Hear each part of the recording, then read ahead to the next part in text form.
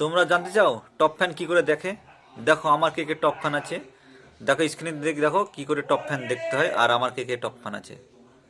মোবাইলটা হোম স্ক্রিনে এসে ফেসবুক ওপেন করবে, ওপেন করার পরে তোমার যে লোগো আছে লোগোতে টাচ করবে, টাচ করার পরে দেখবে ডান দিকে থ্রি ডট আছে, থ্রি ডট টাচ করলে এবং শেষে দেখবে ম্যানেজ ফ্যান ব্যাগ আছে, সেখানে টাচ করলে, টাচ করার পরে সি অল করবে, অল করলে দেখবে যে তোমাদের কত টপ ফ্যান আছে। এই দেখো এ হচ্ছে আমাদের সব টপ ফ্যান।